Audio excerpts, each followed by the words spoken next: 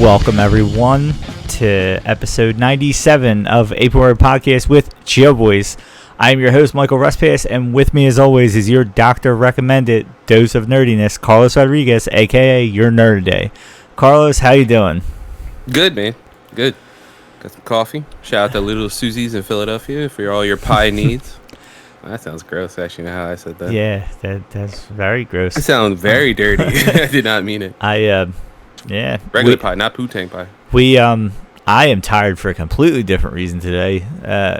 We don't usually do these episodes in the morning. That's actually sunlight. Yeah. That's not, where is it, right there? This is not our normal 9 p.m. Eastern start time. We are 10 a.m. and I worked last night and I have not slept. So usually I'm the tired one because I'm staying up late. This is unusual. Plus, you had a busy weekend. Shout out to Jess graduating. Yes, graduated the nursing program. Now you're gonna be making the big bucks. Yeah, she got a will. Sugar mama now. I could be a house husband. Yeah, exactly. Show off the goods. Mow the lawn shirtless. You know what I mean? Be like one of those trophy husbands. Yeah. No, it was a very long week. She had her penance ceremony Wednesday. And we went out with the family, and a bunch of people went to that. And then the graduation on Thursday, which bringing 2 young kids to a graduation is awful. Yeah. Especially when I decide to bring tablets and headphones, thinking that's a smart move. And while we're waiting for it to start, they have a band playing that is way too loud. So they couldn't hear their tablets. So, yes, that was fun. It was fun. And then bring your little kids to anything. God bless them. I love my kids. Yeah. All right? I love them to death. Fuck them. At the same time. You know what I mean? Like, fuck them. Yeah. Nah, I mean, it was a long time coming. It's been 4 very, very stressful years with me working way more hours than I would have ever liked to in my life. While she killed the nursing program, she absolutely demolished it. But it was a long time coming. So I'm excited but exhausted. Yeah, you can rest now. This is 4 years of just like, all right. So just take a day off and just sleep. Just sleep. Yeah. 24 hours. So that's what this episode's about, is the nursing program. Sleep. Yeah, just sleeping. Sleep. Yeah. Now, I don't remember when this actually got, it just got announced officially on Wednesday, right? Yeah. But this is something that's been rumored for some time. I think we even discussed this. AEW will have a second A show called Collision on Saturday nights. And all the bullshit that surrounds it. We can get into...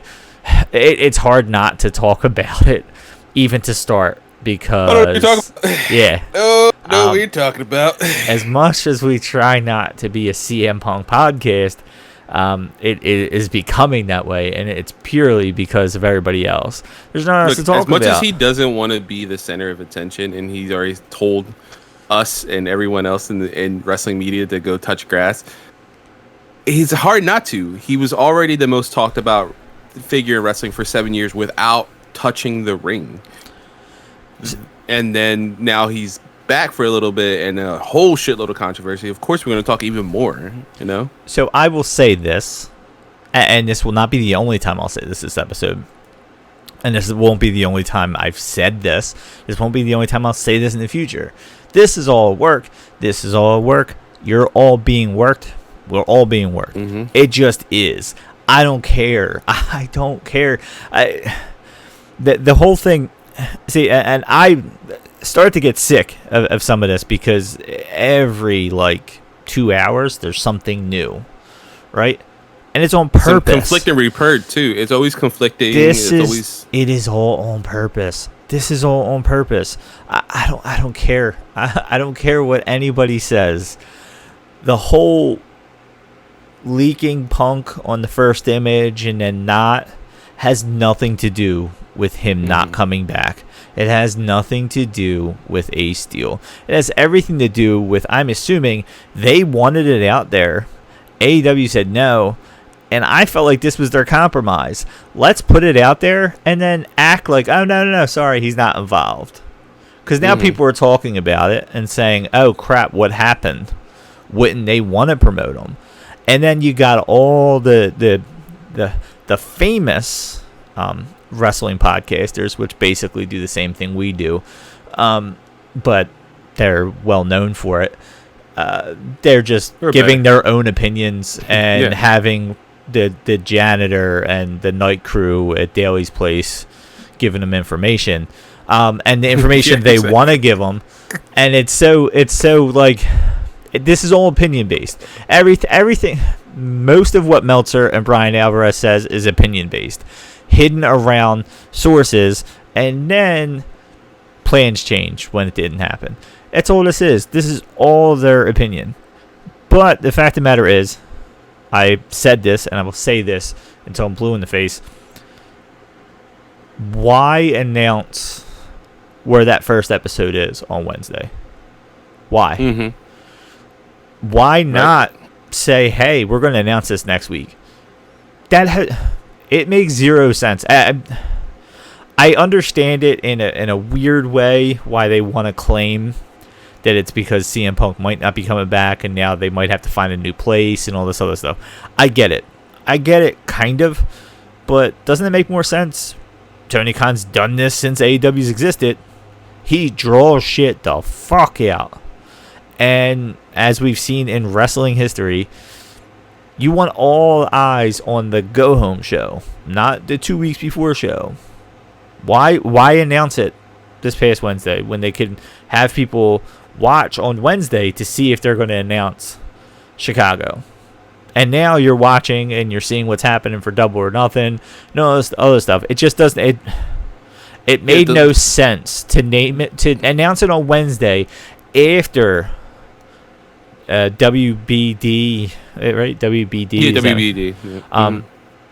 Yeah. After they had already announced Collision. Why announce Chicago that night? Afterwards. Does not make sense. Why not announce it in that morning? It just that's the difficult thing too, because I know that you want to start selling tickets, right? Like you want to start, and I know I think Toronto has some tickets, right? Because I think somebody on wrestling Facebook group I'm part of bought tickets to the Toronto, Canada show. That was before Collision was announced. I think the second, because there was rumors. The second week was like, hey, they just said Saturday show. It never. I think it was originally billed as their House Rules show on a Saturday. Okay. I think originally. That's right. But I think it's interesting. So we have the press release here, which we'll get into in a moment. But yeah, I think it's interesting that. So at least announcing Collision on Dynamite is smart, only because the info is already out there. But there's going to be people not like us who are like. Like even with WB stuff, like I was involved in that because I wanted to see what was happening, right? I wanted to see if we were gonna get any teases of like any new shows. Like we have the DCUs being rebooted, so I wanted to see, are we gonna get some whatever, like James Gunn has an animated show that's in this new universe and stuff. Like I wanted to hear about that. There's a bunch of DC stuff I wanted to listen to. Get any word on like Superman and Lois, if that was coming back to CW, anything like that. And then, of course, as well, this was going to be announced, which is great. And I don't know if you saw the image when they were talking about it. I think this was a smart decision as well, because she's a fucking star. Jade Cargill was like front and center as the image for AEW. Her with the TBS title. Fucking smart as hell. Now, don't mind me. Like I think MJF, his reign has been a little weird as world champion. Which is, I wanted him to be world champion. He's going to be world champion again. It's going to be a thing. I'm not even upset about that. It's been real weird, and the lead up to this 4 Pillars match, it's been horrible in my opinion. Yeah. The match itself makes sense. Like when you think about it, like what should be one of his first matches as world champion. We're getting into the weeds, but like that should be that match. How we got there, horrible. How we're getting there is horrible. Yeah. But having Jade as the centerpiece for this like announcement and anything AEW related is fucking brilliant. She's just hit 500 days. She looks like the total package. She acts like the total package. She is a fucking superstar in the making. She just needs little things mechanically to be like on that level. But smartest decision to have her front and center at that WBD announcement. And then, yeah, Tony has to mention it later that night for all the very casual people who are like, hey, I'm just getting back into wrestling, watching AEW, really digging it. Oh, there's going to be a Saturday show. Oh, I remember back in the day when I was a kid, WCW had a Saturday show. Also, I love the color scheme of the logo. I don't know how you feel. Yeah. Do you like the Nitro? Yeah, I mean, it's see, and I know it's the Nitro look. I get that, but it's also TNT has had that look for other things. So that's not, Yeah, TNT themselves have made homages to Nitro with other products like NBA and stuff with that. Yeah, I dig it. I remember, a good friend of the show, Mark. He fucking hates it, but he also is like, he's like, why have anything related to WCW? Like that was a sinking ship. I was like, yeah, but this logo specifically is when it was like the shit, right? This is like that when they were winning 83 weeks. It'll change over time. It's I think it's the first good logo. Yeah. They didn't want to be super obvious and make it the Chicago flag colors. Yeah. That's gonna happen too. I don't know, man. Yeah, so we have a possible second location just in case this falls apart, I guess. No. And now there's legal documents apparently this morning, which I honestly don't believe there's legal documents. I don't. No. No. No. Please stop. It would have been quiet. Please stop. I don't get it. I don't get it. I don't understand it. It's the only way I would believe there's legal documents would be if it really was Sean Rossett. The dude is that pillar, or PWI. Those are like the two that I'm like, if that's coming out, that shit is true, unless it's the most ultimate swerve, and that means they themselves got swerved. Were there in which is not unheard of, but it's not like they would be a part of it. You know what I mean? They're not giving misinformation. They're giving the shit that they are given, and it's been vetted so many levels. I've been saying this from the beginning. This was all planned out. This was all planned out. Come on now. This is all planned out. There's rumors of Punk coming back to Collision. Then suddenly he's calling out Brian Alvarez, who was actually saying that CM Punk was going to head up this show. And then suddenly the Ace Steel shit comes out. That was random. And not only that he's been hired there for months. Hold on. And working remotely. This wasn't the first thing that came out. This was after the outrage of that they were. The original thing was CM Punk wanted Ace Steel back. They said no, so Punk said, "That's it. I'm not coming back." That randomly happened on Wednesday when they were announcing it. CM Punk said, "Take my image off because you won't rehire Ace Steel." I'm assuming he just texted Tony during this conference. So then they just got rid of the thing because now it's just happening randomly, right? Then I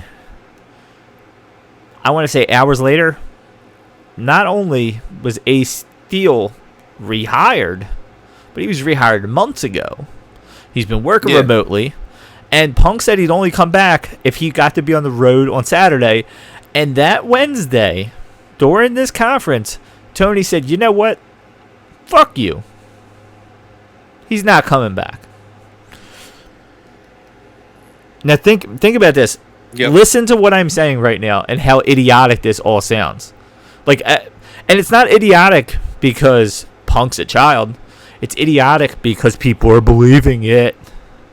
This is keeping his name out there. And then Punk goes on this long thing making fun of people listening to rumors and saying, how can you believe anything that comes out of their mouths? And then him and Danhausen are just making a fucking mockery of this. And he's saying that, you know what, he got Larry hired. And all this stupid shit. Punk is literally laughing about this. He is. Making a joke about it. And people choose to ignore that. The people who want to believe that Punk's a child choose to ignore that Punk is telling you, y'all are dumb. I put my name out there. Clearly, I'm coming the fuck back. They did this once before where there was a random episode of Rampage that nobody knew about. Nobody knew where it was going to be, and they're not telling anybody. And they waited, and live. they waited, yeah. and they little hints were dropped. Guess what's happening now? Little hints are being dropped. They're waiting. They're waiting. Why? Because Chicago will sell out in a day. If they decided to announce it the day before, that shit will still sell out. If they hear Punk's coming back again, it just will. They know it. Yeah, it just will. They know it. So why not draw it out? They did this before. And I just don't... I know everybody has this weird feeling that, like, the Young Bucks have a perception about them. They just do. I think that's what makes this realistic in people's eyes. Is you either think the Young Bucks and Adam Page and Omega kind of doesn't get lumped in with the childishness of this, but again, he oddly apologized. He did the most Canadian thing ever. After a fist fight, he was like, "Hey man, sorry, but got out of hand." It was like, what there are people who automatically assume that the Bucks and Page are childish. They're it's been like that from jump. Yeah, and there's just people that just don't like them, and the same thing with Punk. There's people that are not happy that he's not the most friendly person in the world, and that automatically means he's a dickhead to everybody. Guess what? There are people since day one that did not like the Bucks that are probably featured heavily in AEW. The whole idea that because they don't get along, that's going to ruin something. I could tell you, the Young Bucks are fucking smart about the business. The Young Bucks got to where they are because they're smart about the business. They have done nothing but play with people's emotions since I first even fucking knew who they were. So to think that they're sitting there throwing tantrums in the back because they're EVPs and they don't like this person, they like money. They like viewers. They like this wrestling company that they helped form. I just don't. I weirdly don't get it. And I told you that way back when suddenly now Punk had an issue with Moxley. It never got talked about, but now Punk's healthy. He's got an issue with Moxley. Just in time for him to come back and feud with Moxley. It makes my head hurt. CMFTR versus just Blackpool Combat Club. That's what it feels like. It makes my head hurt. He called Jericho a stooge, and 2 days later, Jericho's pitching for him to be his first feud coming back. It makes my head hurt how much I've seen that. I guess just people falling for it, and now it's all been about CM Punk. What's that? The no bad news, no press is bad press, or whatever. Yeah, literally, you can't go on Twitter for the last 2 weeks without it being something new with CM Punk, and he's just fucking posting shit on Instagram, and other people are talking about him. I just went on Twitter earlier, right before we got on here, to see Raj Giri, Giri. Twitter Spaces. He mentioned that now there's a contract dispute thing, and he was saying, he just said, he was questioning and saying, does anybody think he's going to be around for the next 2 years, even if this gets settled? I don't know that he'll be around for 2 years. I don't know if he'll be around for 2 years, but I can tell you that all this stuff we're hearing is put out there for a reason. I don't remember who said it, and I think I know I said something to that effect. A company that had absolutely no issues with hiding everything they've done up to this point now suddenly can't stop leaks from coming out when it's just involving one person. It's just about... Don't all the women hate Thunder Rosa? Apparently, right? They all hate Thunder Rosa. I have no idea what's going on with Thunder Rosa. Outside of still that they thought she should have been making appearances as champion. Do you really know, other than that she just walked in Tony Khan's office on Wednesday, have you heard anything about what's actually going on with Thunder Rosa? If she's actually injured? Like, I mean, real news. I'm talking real news, not like, where is she? But and the only thing we've heard, and I think it was over the weekend, and it was in a podcast too, was like Soraya saying that, oh, like, what are you talking, like, oh, what about like her coming back? It's like, that shit's been squashed for months. What are you talking about? But that's like, everyone moved on. Like, Britt moved on. Everyone moved on. Brian Cage wanted to get the fuck out of this company, right? So badly that he just signed a 4-year deal. Miro is now showing up on TV. All these guys, right? We don't know what's going on with any of them. I'd say Aleister Black's the only one that really we got probably too much information at one point about. And that was from him. Yeah. He put his own info out. Yeah. And then people read a lot. People read a lot better. into what he said. Why aren't we hearing more about Andrade? All these people with bad blood in this company, apparently, these ex-WWE guys that want to leave, we're hearing nothing about. Yet, when CM Punk sneezes, there's two sides to it. There's two sides. The reporter's just like, wait, what did he say? How hard did he sneeze? Yeah. Did he say fuck the Bucks? Yeah. Like, no did he or did he not borrow a tissue from Ace Steel? Like, it did he or did he not hurt himself while he sneezed? Like, just think about how ridiculous that all sounds. That we have not heard anything about all these other people disappearing. It's always, there's WWE guys, you know, you could probably name them, but we're not going to tell you, and they're dying to leave, and then they pop right back up on AEW because it's all opinion shit. This, apparently we know time, dates, receipts, everything. Yeah, exactly. Like, who's the source? Is it AJ? Is it AJ Lee? Like, oh yeah, he had you know what? He broke his vegan status today. He had some eggs. You know who the source is? It's fucking CM Punk on both sides of it. He's like, go ahead, fucking tell him. I don't care. They already think I'm a dickhead. Tell me CM Punk ain't that.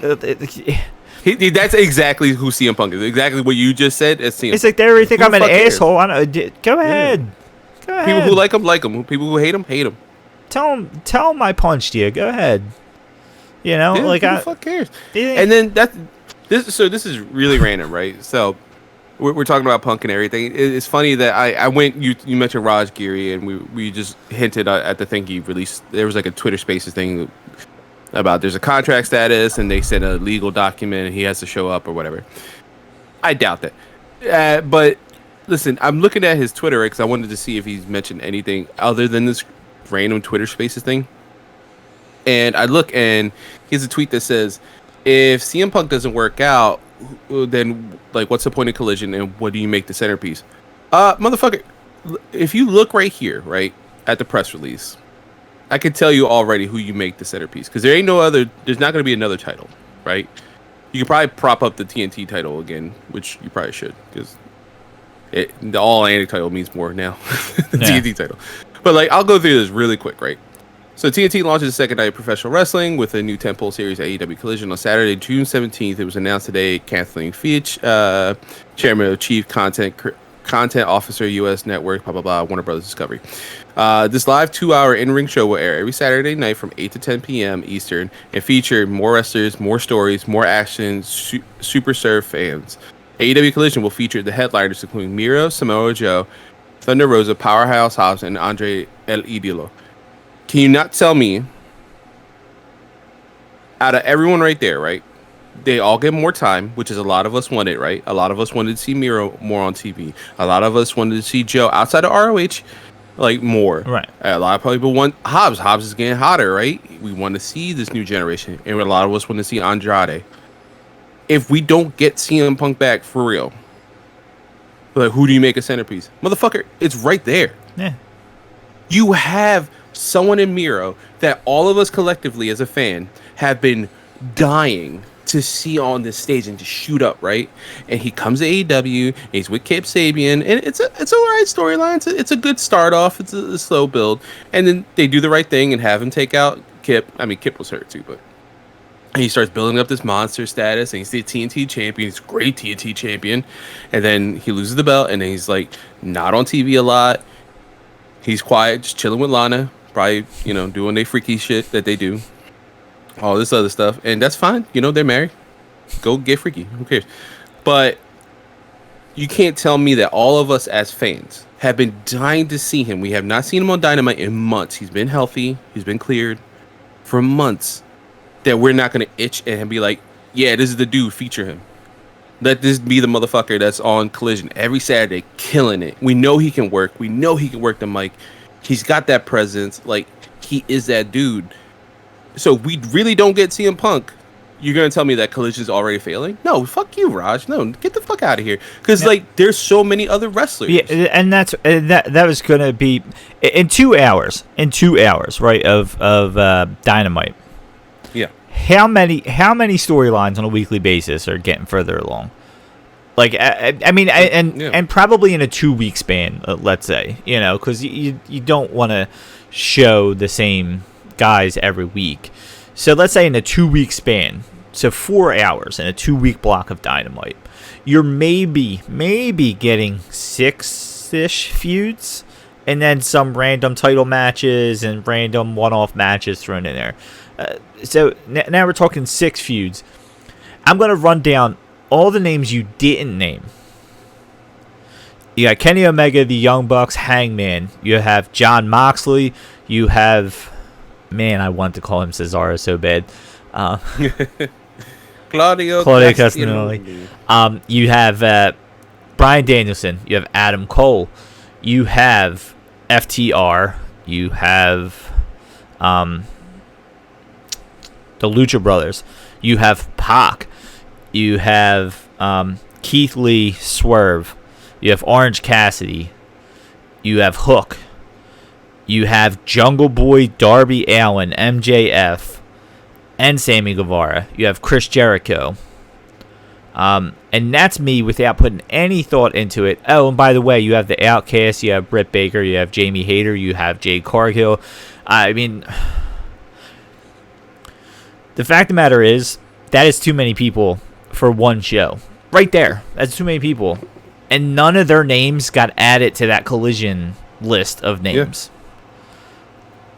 Absolutely, positively, we can give more time to feuds if you have 4 hours.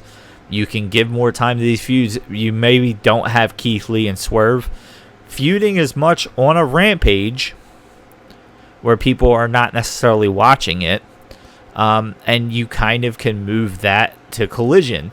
The nice thing, too, is now with these hours, I don't know if they're going to move their pay-per-views, or if, let's say, Collision just doesn't happen the week of a pay-per-view. They only have, 5 a year? They don't. Yeah, they can it seems like skip, they're really getting away from Saturday pay-per-views. But even, let's say they stay. Collision can take a week off. Collision can take... Hell, Collision could be the pre-show. Just call it Collision. Just, special 1 hour Collision as the pre-show. Make it like a back in the day Sunday Night Heat. Yeah, just when it mattered. Like Sunday Night Heat used to kind of matter. Yeah, like there's so much positive here. Like, yeah, absolutely. Seriously, and listen, do I think AEW needs CM Punk? I think they need that stardom. I don't hate him coming back, and like I said, I think everyone could squash it. I think everyone's adults, and they could work together in a proper way. Even with Bad Blood, right? Like, again, look, I'll be in a dead horse, but like it'll be really quick. What happened Royal Rumble, right? Kevin Owens versus Roman Reigns, and Kevin Owens popped Roman Reigns a little too hard, popped his ear, fucked him up. Roman had words with him in the back. That shit was squashed, right? Right. What happened WrestleMania? Who took pop-up powerbomb?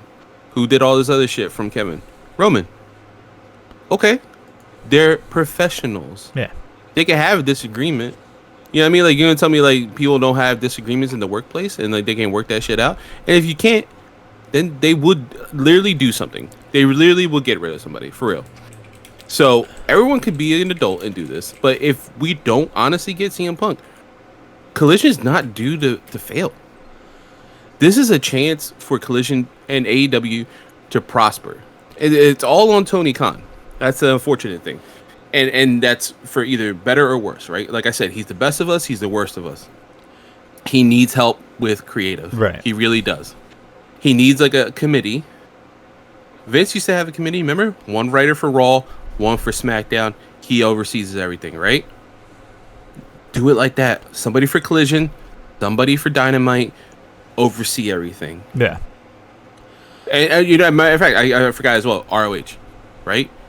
And now, what did I say before when ROH got announced? And I mentioned this, right? It should be one woman in control of the women's roster ROH, one woman in control of the women's roster for AEW, and one guy and one, you know, like, so four, a committee of four, right? Let's expand it to 6 now. 5 or 6, right? We have ROH guy, you know, ROH girl, AEW guy, for Dynamite, Collision guy, and then one for girl, for AEW women's, right? And then on top of that 5 pillars, or whatever you want to do, the centerpiece, you have Tony Khan being like, all right, that's a good idea. Let's tweak it a little bit. Let's do this instead. Hey, that's a good idea. Thank you. Like, do that, man. What Tony Khan needs to be is Kevin Feige. He needs to be... Exactly. Hey, we got to get here. This is important to include. Get me there. It's your vision. Yeah. You get me there. This is going to culminate at Double or Nothing. I want this culminating in Double or Nothing. I want Punk to show up 2 different weeks on Dynamite. You figure out how this fits. Yeah. I want him X amount here, X amount there. I want some weird cross pass of the Elite and Punk without ever mentioning it. You know what I mean? Like little like sprinkles. A year from now we're gonna have them do it, but let's sprinkle something out. Can we just get a weird, you know, passing of them on camera without ever mentioning it? And then we'll elaborate on that after the pay-per-view. You know what I mean? That's what he needs to be, big vision, which he already is. I mean, we've literally have seen his cards that were like 2 months out. I mean, he talks about how he already knew who his 4 champions were when this started. Like, he has that vision. He needs people to get him there without needing to get everything there himself. He needs to say, this is where we're going. This is important. This is important. This is important. Make sure these happen. Get me there somehow. And we're focusing on the wrestling aspect of this, right, as well. Let's not forget that not only is he spread thin in the wrestling aspect that affects us as wrestling fans, but he's also spread thin because he works for an NFL fucking team in the Jaguars and a fucking soccer club in Fulham. Yeah. That's way too much for one person. And he definitely has a control issue. That he wants to control everything. Now the issue becomes, can he do it? And I feel like he's capable if he just asks for help. Nah. If he just does that, man. Yeah. I think that's going to be, and I think with a little help, and yeah, if we get CM Punk on Collision, fucking fantastic. That's the little cherry on top. No if. If we don't, it's still a fucking good ass cake. No if. Like, but we're going to get Punk. No if. Punk is there. This show. That's what I'm saying. This show. I wish I could find out exactly when it was set, but this show has been rumored since last year that they were going to have a second show.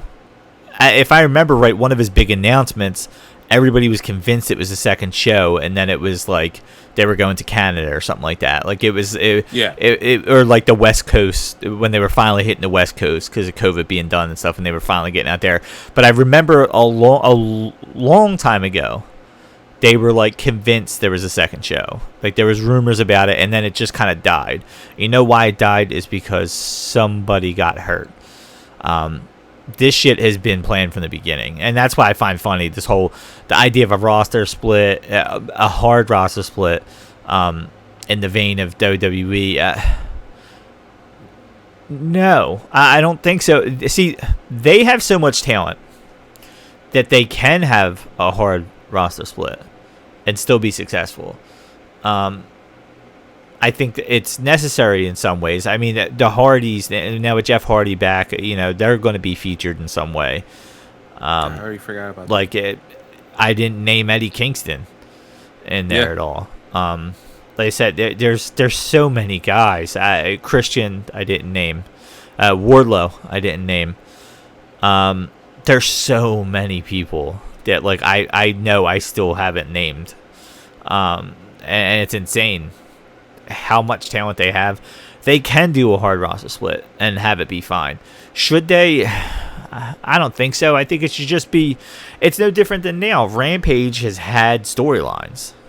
You know, there's been blow-offs on Rampage. Yeah, but you get a lot of what was happening when you watch Rampage every week. That's what it should be. You get a lot of it, but should it be? Oh, he's on this roster, he's on that roster. If that's done correctly, it can be done very well. WWE has absolutely dropped the ball on that. Now, maybe having both shows on the same network makes it easier.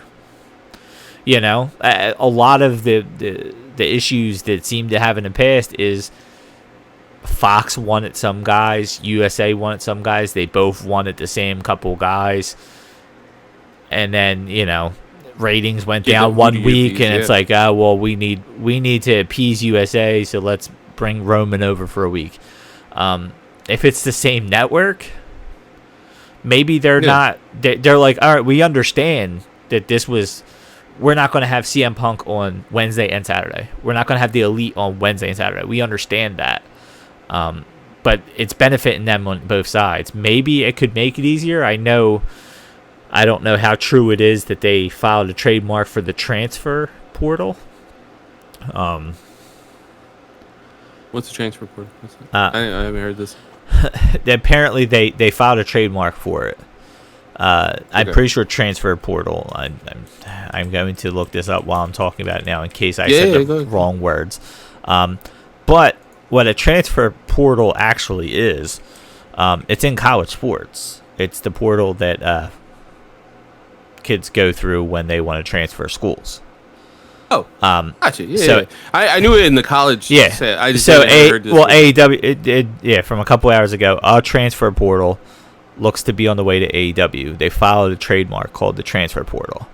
Now, this might have absolutely nothing to do with a roster split. Hell, they could have filed it just to fuck with everybody. It's true. I think a brand split could work. I don't think it necessarily has anything to do with CM Punk can't be in the same place as the Elite. I think it has more to do with Miro, Thunder Rosa, Andrade not getting enough time. Yeah. Well, not even Thunder Rosa, but like Miro, Andrade, people like that not getting enough time. What does all these wrestlers love about AEW? What do they love about AEW? That they get to be with their family more often than not. That they're not constantly on the road. And now you're going to say, hey, we're going to have 2 live shows a week, possibly a house show this week, and possibly a pay-per-view this week. Now suddenly they're doing that. They're doing an interview. It's WWE. So you bring in the second show and you tell the guys, look, you're going to have just as much time as home as before. Don't worry about it. You just get Saturdays now. Our house rules show, everybody will go through periods where you're doing a couple of them, and then you won't do any more for 6 months.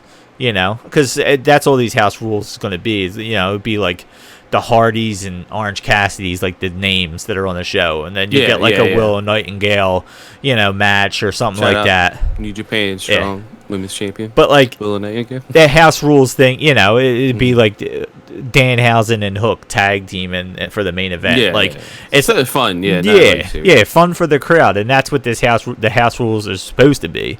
But like, there's no need to throw all these guys on there. I'm hoping we're not going to get what WWE's done wrong for so long, and that is Saturday. I don't want to see a bunch of replays about what happened on Dynamite, and that's why. Oh my God! That's why they need to keep the roster separate. Yeah. The only thing I would say if it's a quick segment, something I wanted with Dark and Dark Elevation were on there, but now that they're gone, which thank God they're gone, I'm more happy that they're gone. I kind of also like the idea I'll touch about it in a second. But yeah, I always wanted something like that where you like this happened on Dark, this happened on Elevation, like quick, like a not even 2 minute, maybe a minute and a half, just like this happened, this person, this, like Excalibur explaining that. But now we're gonna have, I don't know if we mentioned this yet, but Dynamite, when you go to Dynamite, Rampage will be recorded, and then when you go to Collision, it seems like ROH is going to be recorded. Right. Which sucks for me because I was going to Orlando in October and I was going to see if I could go to see ROH. Huh. Now I'm not. Hey, you never know. Maybe they'll. That's true. It's also Halloween Horror Nights. I doubt that they're going to be like let anyone film around there. Yeah, and it could be one of those things where some, kind of like what they were doing with Dark Elevation, where like some of them were being pre-taped and other times, and sometimes they were actually being taped and Dynamite, so they might still have stuff like that. But yeah, I mean, I don't know. I have a hard time. See, this whole Collision announcement is hard for me to even like really think about what it's going to be because of the controversy, quote unquote. I don't know. Yeah. I can't help but roll my eyes.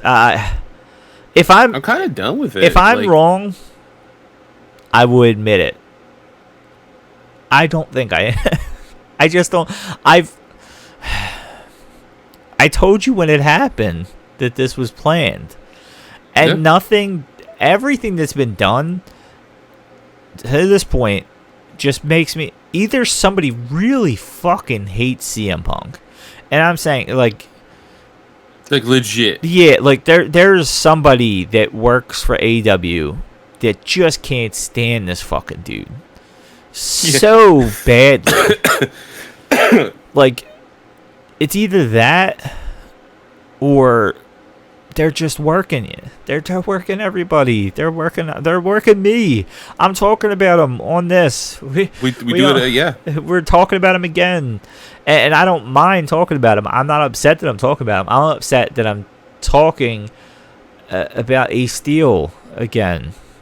I'm upset that I'm having to reiterate again that he will be there on Collision. They will be at the United Center.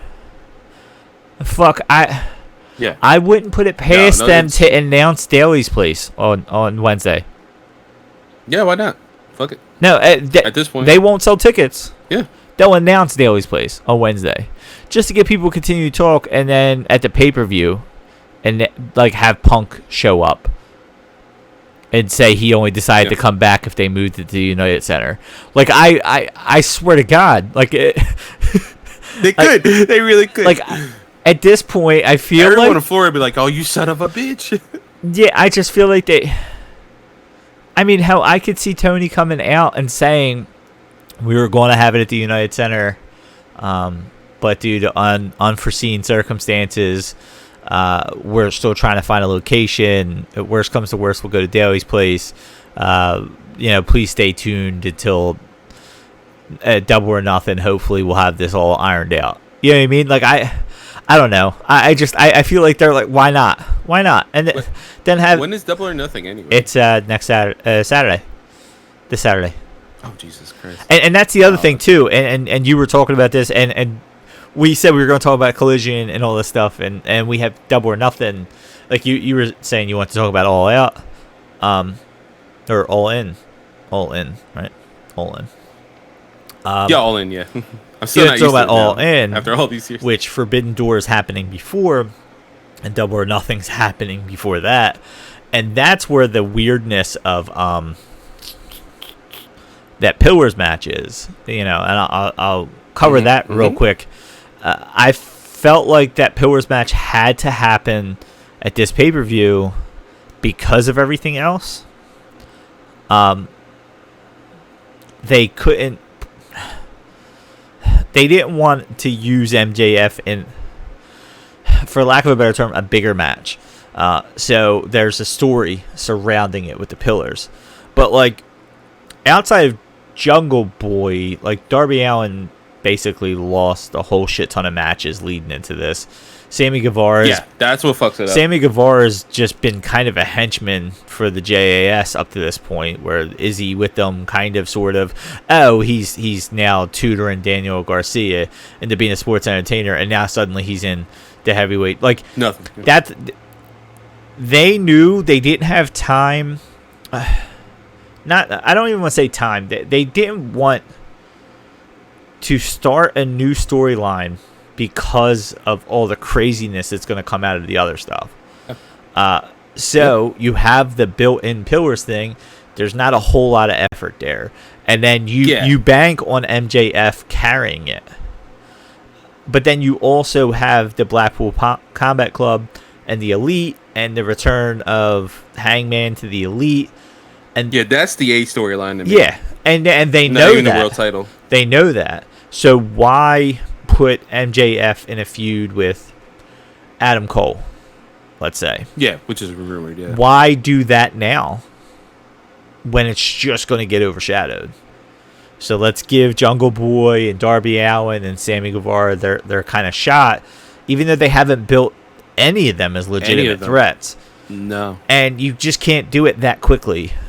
You just can't have them, come out. No, that messed me up because for a while I remember texting my other group of friends and I was like, hey, like I know this match needed to happen because it makes sense. Like it really does. Look, they started their careers, where they're at now. Like it would make sense that those three would be gunning for whoever got the world title first, right? The other three would be like, hey, wait, hold on a minute, But you're right. Mark was right too from friend of the show because he mentioned that that's what fucked me up about it. When he mentioned that, he's like none of them have been built correctly, and then he did the same thing you did. He's like, this person lost this. I was like, fuck. I was like, I didn't even think of that. Like I'm so in my head as like, of course this makes sense because you should have a 4 pillars match when one of them wins the world title. That alone makes sense.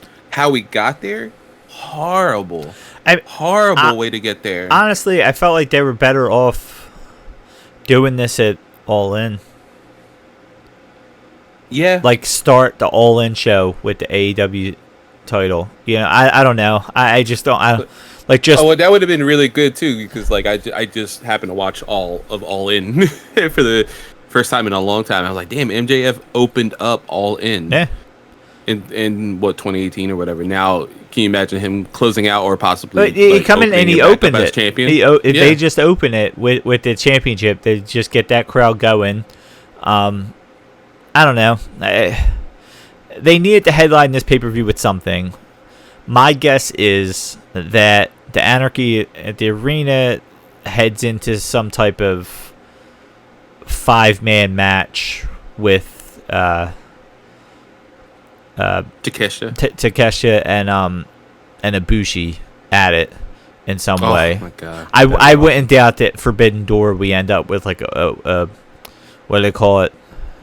Blood Wars, whatever the fuck they call it. Oh! War games. God, what's War games. Yeah, blood and war guts. Games, blood yeah, and guts. Exactly. I wouldn't doubt that you get like a blood and guts match 5-on-5, with them added or some shit. For Forbidden Door, because I feel like this is going to get pushed to Forbidden Door, with those kind of at it, and then so you just need that 4 pillars. Like I don't know where they're going with MJF for any of those pay-per-views. That's true. I mean, maybe you do have, and this is me purely pulling something out of my ass, but where's All In? Wembley. Yeah. There has been rumors of a certain somebody has been cleared to wrestle. Have MJF show up and say, "This disgusting country, I don't want to be in it any longer than I have to." Open challenge for the AEW Championship, so I can get the hell out of here. Nigel McGuinness's music plays. He comes out. The crowd goes nuts. They put on a banger to start the show. Then you get rid of it. I bet you he could still go. Yeah, I bet you he could still go. Again, I feel like that's something that they can do. MJF can kind of just fucking destroy the crowd, get the crowd fired up, kill their hero. Yeah. And then he gets disqualified or some shit to keep the title at the end, or he does something stupid, to get a win to cheat him, and the crowd now cheers for Nigel, and you don't have to finish it that way because they'll probably finish it with like Omega and Ospreay or something. But like, I don't know, and I assumed if there's so much for those two pay-per-views. Like I think Forbidden Door is going to lose something this time around because of All In being afterwards. Because All In, I assume, is they're going to do their best to incorporate other companies.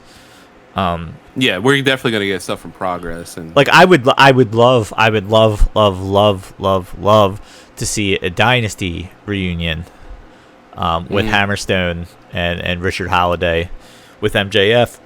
It might not be big enough, but it might be, because that's the whole point of All In, was that it was so indie centric that, so I don't know. But that's why we got this main event that we got, and it's not going to be. It's going to be an excellent main event. They are all. It's going to be good. They're all excellent workers. The problem is, if I told you right now, I can give you those four with the run that all those guys were on, or I can give you MJF, Samoa Joe for 4 or 5 weeks of a build-up. I can tell you we're more excited for Samoa Joe, MJF right now. Of course. We're more excited. I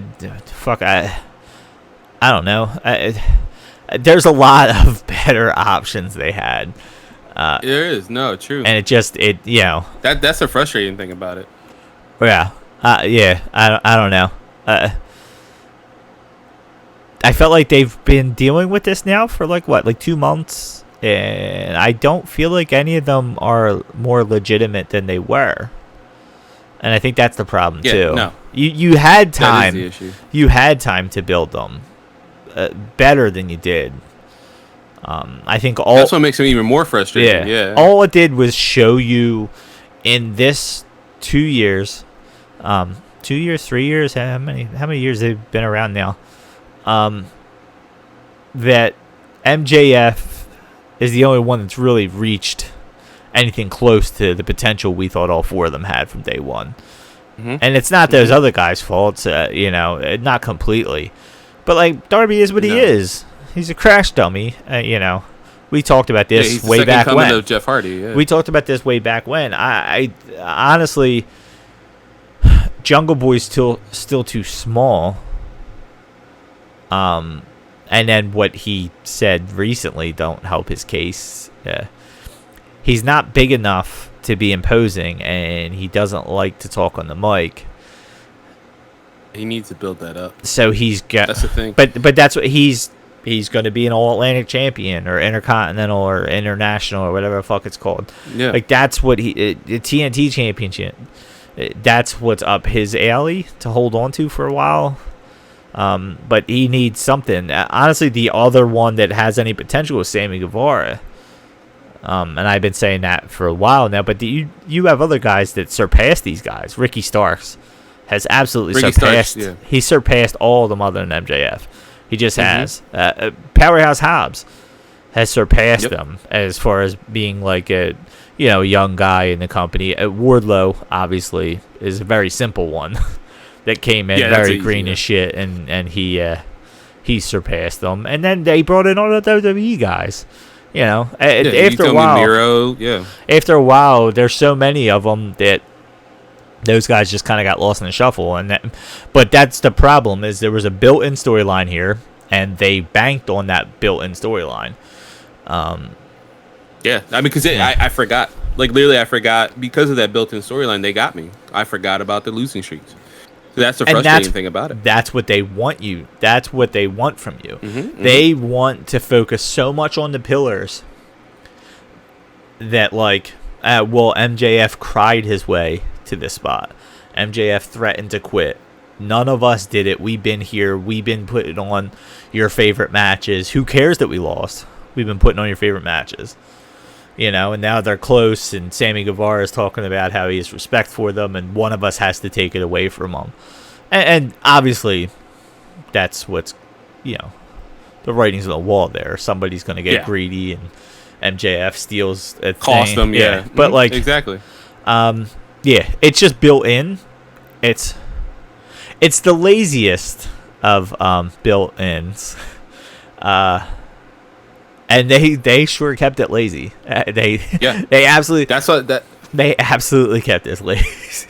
Yeah, that's what I'm saying. Because I again, like, I forgot about that, and then there was no build up this whole time. Like, the whole couple weeks leading into this has been not great. Like, I don't know who the highest ranked guys are. I know their rankings are bullshit and all that stuff. But could you imagine, like, especially with the Elite and the Blackpool Combat Club shit happening, right? Could you imagine these guys just kind of like coming out and being like, oh, okay, the three top ranked guys is Moxley, Omega, and Danielson, and they're so focused on their shit happening that they lose matches clean to these three guys. Where MJF's like, no, I don't care that yous were pillars. I passed you. Yeah. Yous are nowhere on the rankings. And he does his MJF thing, and he says, hey, if yous can each beat one of these guys in a singles match, and they're so focused on the other shit, they're so beat up, they're fighting each other constantly off camera, they come in there, they lose clean to all three of these guys. They save face a little bit because they're dealing with their own shit. But now Jungle Boy, Darby Allin, Sammy Guevara all have wins over probably the three biggest names in the company. Exactly. But they didn't do it that way. They did. I watched this past Wednesday, and fucking, I don't know what, they had a squash match for Sammy Guevara with some guy you never heard of, and Darby Allin was in a tag team match with Orange Cassidy. Why? And then Jungle Boy's the only one that did anything. He wrestled Roosh, and even that it's Roosh. The guy who's probably lost more big matches than the three of them over the last 2 months. Exactly. He's gonna wrestle him. I get it. He's like a former ROH world champion and like CMLL and all that stuff, but like it doesn't matter anymore. Like it's so frustrating. You can have your top guys lose a match to people you're trying to build as contenders. It's okay to have Darby Allin come out and just fucking, I don't want to say squash, but beat Jon Moxley. Because Jon Moxley's just is so focused on the Elite that he just comes out and he beats them. He does that roll up that he does. The overextended thing. Yeah, the leg. Yeah. What the fuck would it be called? He does that, and then you have Jungle Boy, fucking just catch Danielson. Then you have Sammy Guevara beat Omega. I don't know. It sounds ridiculous, Steven, saying it out loud, but you have them win in a way where it's like, all right, well, now they're the new contenders. MJF put down his gauntlet like he's done any other time. It's I don't know. That's why we're talking about Collision and the possibility of CM Punk showing up in June, and we didn't say, hey, there's a pay-per-view in like 5-6 days. Yeah, just a couple of days. No prediction episode, mind you. We may do one. We're not sure. Yeah. But still, we're like, meh. It's because of everything else. And it's not even Collision.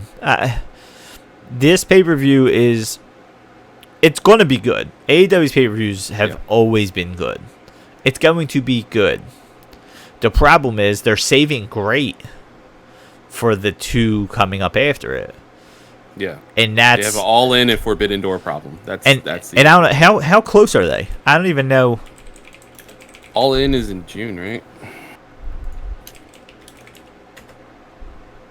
They're a week apart, right? They are a week apart, yeah. All in 2023. Oh, wait. August 27th. I thought something was... I thought they were a week apart. No, you know what? What's their next pay-per-view? That's what's a week apart.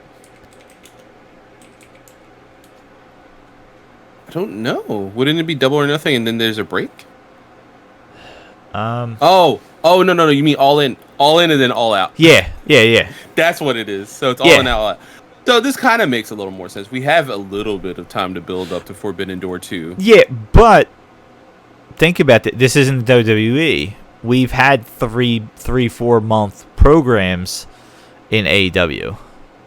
Yeah. So now, like I said,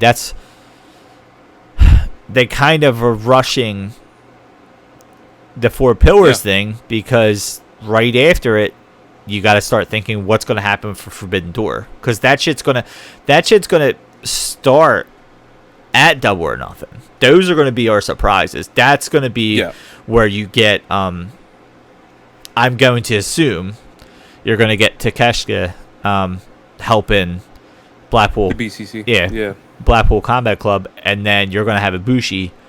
Yeah, you might not even get him at Double or Nothing. You might get him on Dynamite afterwards. You know what I mean? But you'll start getting that kind of those seeds planted. But that's what Double or Nothing is. Double or Nothing is to start that, because you have less than a month, or maybe 4 weeks exactly, right? About that, yeah. It's about a month. It's May 28th, so it's exactly 4 weeks later is Forbidden Door, and then. Which is something they haven't done. No. They haven't done like a build up to, like a this close build up. And then All In is about 4 weeks after that. So that's what I'm saying. No, like 2 months. Oh, sorry. I don't know why I was thinking. Yeah. So you get 2 months from Forbidden Door and All In, which is, it's nice, but you assume a lot of what they're going to do at Forbidden Door, people are going to expect from All In. Mm-hmm. And then All Out is a week afterwards. So what are you doing there? Yeah, and you have to have the AEW World Title at All In. You have to. But do you? I think so. That's going to be their biggest show ever. But I think you kind of have to, at least that one, and then skip All Out. But see, All In probably won't have any title matches. You might have the champion wrestle. But fair. If they're trying to go off the old history of All In, you might have champions wrestling other champions kind of thing. But you might not necessarily have championship matches, because that's then true. You save the championship matches for All Out. And then what? I guess that's the weird thing. It's still technically, even though there's a 2 month break there, in a 3 month span, you have 3 pay-per-views. It's a lot, yeah. And none of them are like the other. No, they're all completely different. Forbidden Door is supposed to literally be New Japan against AEW. Then All In, we have no idea what they're going to do, but you're going to have a mixture of the indie All In show that we got originally, which I'm assuming they want to keep that kind of that heart of it. But now you're also in England, and they're going to play to those fans. And I'm convinced, unless Mercedes Moné really got hurt, I'm convinced you're getting her against Saraya. I think that just makes the whole fuck ton of sense. I'm actually surprised we're getting Toni Storm against Hayter again at Double or Nothing, because I thought a match like that would go well with the England crowd. I agree. But that's I'm assuming we would get Hayter versus somebody big too. Then and MJF doesn't wrestle often enough. Are you going to have him wrestle at both shows? Does he still have the title by then? You never know. You never know, because we still have Fight for the Fallen in July as like a special Dynamite. Like, Jesus, oh my God! Like, it's weird to think about. You said 3, and I started thinking about it's actually 4. Yeah, from now till the end of August. This whole summer we have 4 pay-per-views in a May, June, July, August. Like a 4-month span. That's crazy. Not to mention we have a second show starting in about a month. And which is actually the day before Forbidden Door. Collision's 24th, right? June 24th, or is it June 17th? Okay, so it's a week and a day. It'll be a week. Yeah. It's 8 days before. Yeah. Forbidden Door. Dude, this is insane. And then like the other thing too, which we'll talk about on my show, Nerd Today. We have Fight Forever. Release day is right around the corner. It's like right after Forbidden Door. So, and you would think that doesn't matter, but in the grand scheme of AEW, like it does. Like they're about to launch their second show, their first ever like really serious second show, not just Rampage. So now they have 6 hours of television. 4 pay-per-views in 4 months, 2 of them which are a week apart. Their first ever video game ever, and it needs to hit. That one needs to fucking hit enough. It needs to be an 8 and above for me, honestly. I'm cool with swimming the 7s, but for the general public, the fact that 2K23 is really fucking good, Fight Forever needs to fucking hit. And then finally that's there's also something we haven't touched on that's probably going to happen this summer. I'm going to assume ROH is going to have another pay-per-view. Oh God, yeah. Like, I'm looking back at what they had last year. They had Super Card of Honor in April, Death Before Dishonor in July, and then Final Battle in December. The year before, it'll probably be Death Before. The year before, they had March, an anniversary show. Best in the World was the July 11th. Death Before Dishonor was September. Final Battle was December. So even if they push it, which Super Card of Honor was about the same time this year. It was March 31st. So it was about the same time it was last year, because it was April 1st. So, whatever that Sunday, Saturday, Friday. I think Friday night, isn't that when ROH has their pay-per-views? They usually do Fridays, yeah. So it looks like it was around the same time. So if they're keeping with that, that's going to happen in July. Yeah. So that's 5 pay-per-views. So that'll be what happens, which, that'll happen between Forbidden Door and All In if they stay consistent, which I'm assuming they will. And then, because there's not a hard roster split, you're going to have some guys there. Yeah. It probably be people who are also in Collision, because ROH is going to be filming before or after Collision. Yeah. And that's, Damn. I love AEW. I've loved them since the beginning. There are things I would change personally, but as a whole, it has kept my interest. Where WWE has literally lost it, and it will forever have lost it. They tried to suck me back in with Bray Wyatt, and see what happened there. But just like, this is a lot, man.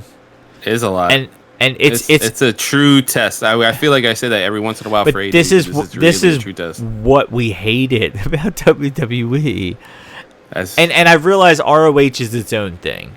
I get that. I won't even blame that, because most of ROH's card will be mostly ROH guys. Yeah, there'll be some crossover, but not too much. They've done it. But the fact that the Lucha Bros are the tag champions, you know what I mean? Like, that's... Yeah, and maybe they'll lose it to... Wednesday, yeah. Well, maybe they'll lose it to a team at their next pay-per-view. You know what I mean?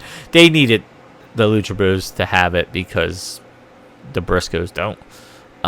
Yeah, but true. That was, and they're close to them. That makes sense. That was their plan, was to have Briscoe. I mean, who knows? Maybe you'll be getting Lethal and Jeff Jarrett as like the new ROH champ, because they seem like a duo that could work Collision and ROH for a while for them and have names in there, especially with Lethal's history. But yeah, it just, I don't know. I don't know how you tie this all together with New Japan, and then. Do we not have guys from other companies show up at All In? Previous to All In, because I'm assuming we're going to have other companies, wrestlers at All In. Yeah. Are they surprises? Do they use social media? Is it just a lot of shit talking? Like we were getting with FTR and the Briscoes. Where it's just like a lot of just social media shit and them calling each other out on the shows, but not necessarily showing up on the shows.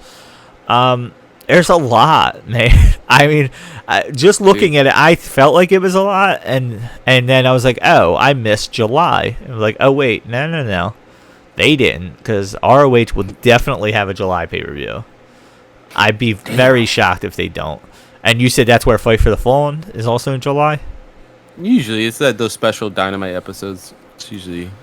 Which now would be probably Dynamite and Collision will be Fight for the Fallen Part 1, Part 2. Yeah, I mean, because when you look at their actual pay-per-views, they haven't Fight for the Fallen was only considered a pay-per-view in 2019. That and Fyter Fest was. 4 pay-per-views. You know, the big 4 that we have now: Revolution, Double or Nothing, All Out, and Full Gear. That was 2020, 2021. Last year we had Forbidden Door, so then it was 5 of them. And as of right now, they have 1, 2, 3, 4, 5 listed as technically pay-per-views for them. Yeah. And that's not counting Full Gear at the end. So it would be 6 on the year. That's not including ROH pay-per-views. And that's not including any specials. Yeah. Dude, that's... Oh, my God. That's insane. It's literally insane to think about that. Yeah. I can't believe it. Yeah. I mean, and I feel like the all-in thing was probably just whenever they could get Wembley Stadium. Yeah. That screams not of desperation, but like, hey, man, we got what we can get. Yeah, You know what I mean? and All Out's always kind of... It looks like it's always been that first week in September. So they've stayed pretty consistent. Revolution's always been the first week of March. Double or Nothing's always been the last weekend in May. They've actually been extremely consistent. I'm actually surprised. And Full Gear, first week in November, second week in November, third week in November. I'm gonna assume this year it might be December after all this bullshit that we got. Yeah, they're like, y'all need a break. I'm sorry. We just made y'all spend like $400. Yeah, so on pay-per-views. $460 because you bought the game. Yeah. So I don't know. It's we went from Collision to hey, there's a pay-per-view to like, oh shit, there's a lot of pay-per-views. Like there. I hope they do it right. I don't want to see the 4 pillars like compete again at All Out. Just because MJF was busy, I don't know, fucking fighting with Tanahashi. You know what I mean? Like I don't know. Like there's so many dream matches. That's where when you said the MJF has to be at All In, I don't know. I think he should be. You're right that he doesn't have to defend the belt. Because and maybe he doesn't compete at Forbidden Door. Fair. I don't know. I don't know. Man. Yeah, because and MJF's character doesn't necessarily wrestle all the time, so I can see him saying, "Hey, this isn't an AEW pay-per-view. I don't need I don't to give a shit about y'all." You know, have him come out and bullshit. But now you don't have a match with him. I don't know.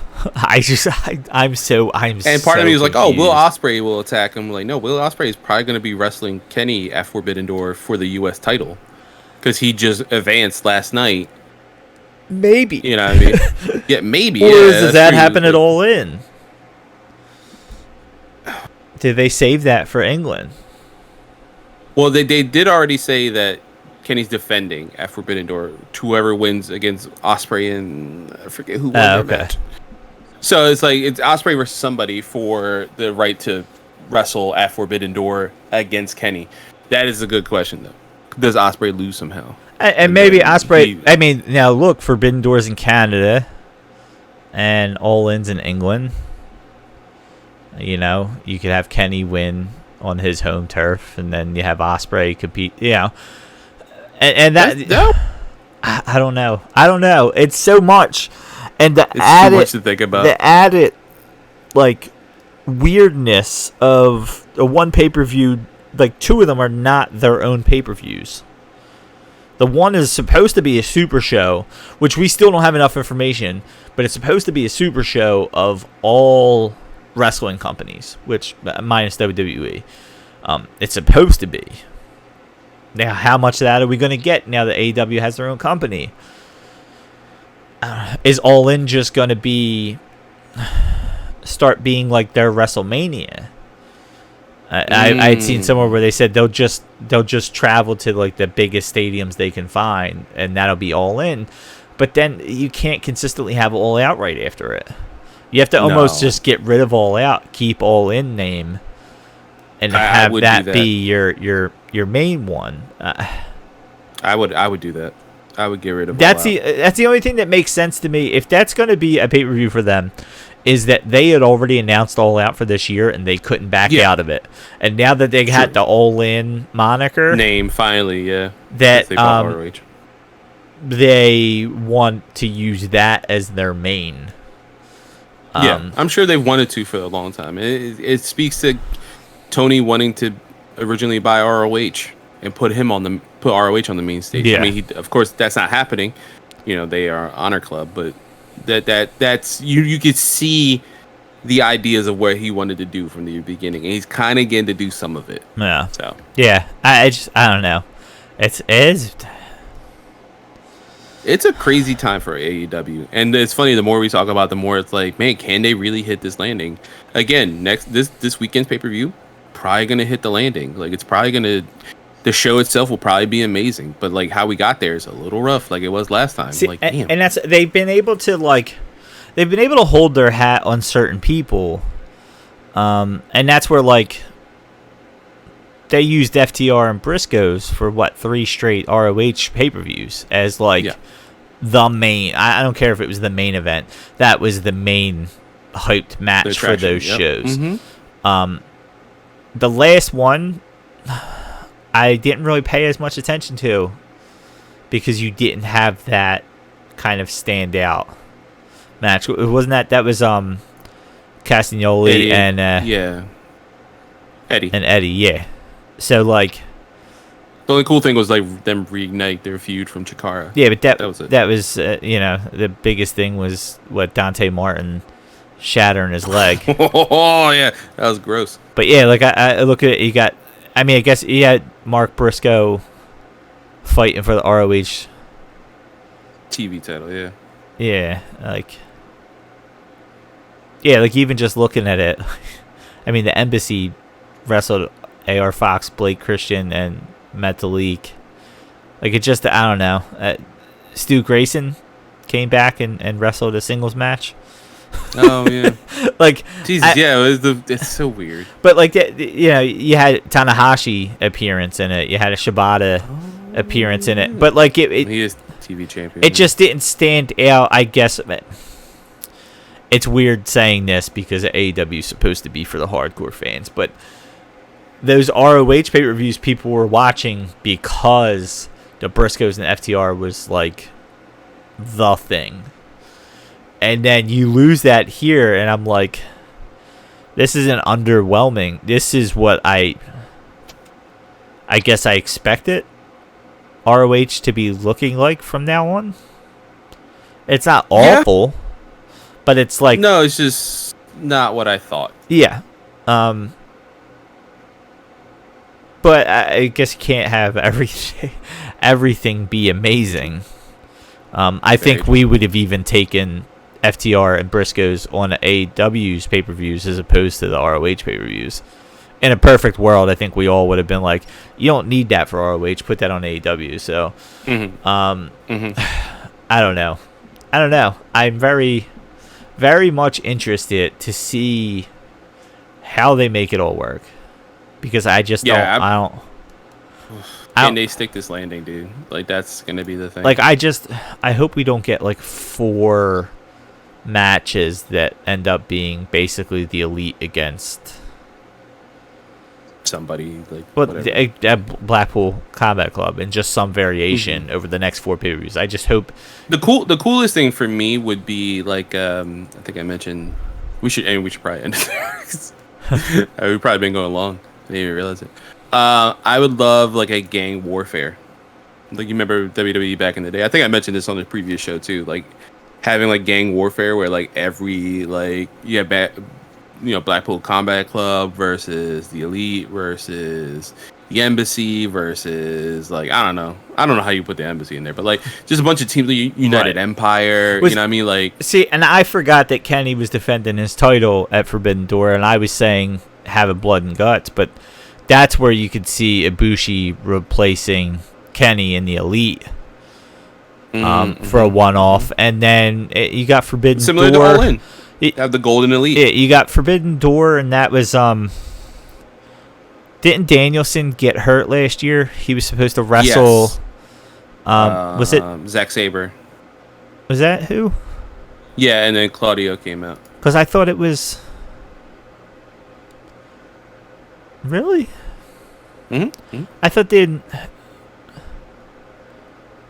No, never mind. Sorry. Punk. It was supposed to be Punk Tanahashi. Oh, yeah. That was the other one, too. Yeah. No, there was a lot of Yeah, injuries that was supposed to be time. Punk Tanahashi, and then it turned into Moxley Tanahashi. Who killed it. Yeah. Yeah, dude, I think if we go back to our episode, there was a lot of changes to that, that pay-per-view. Oh, you know everybody I just named on the roster? Mm-hmm. Jay White, I left off. Oh, yeah, fuck. What the hell? Jay White could be the fucking main star of Collision. Jesus, we're done. That's it. If CM Punk ain't coming back, Jay White's he's the leader of the Bullet But Club, yeah, goddammit. I could see, Takeshita, taking, I don't know, Yuta Wheeler spot or something. Wheeler something like that. Yuta. I can never You say. do that every time. Wheeler sounds like a last name. It just does. It does. And, Joey Wheeler from Yu-Gi-Oh. Yeah.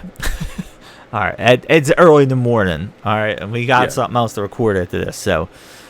True. Late for you, early for me. Yeah. So, on that this wonderful Collision episode that turned into us questioning how AEW got 17 pay-per-views in 2 months. Yeah. All of you be ready. CM Punk will be at the first Collision. You heard it here. Well, yeah.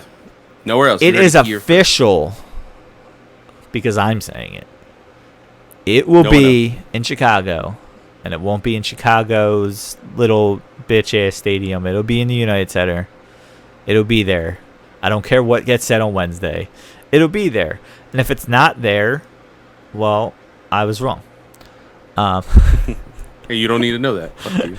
I have no sources except for to say that I've watched wrestling for too long, and I know smart people and people who like to fuck with fans pretty well, and CM Punk's one of them. And I think the Young Bucks also are smart businessmen, and the fact that I don't see them allowing anything like this to get in the way of them making money, because that's all this is about.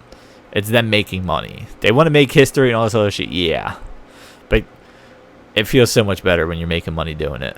And I just don't see, like, we've seen Alex Kane posting it a bunch too.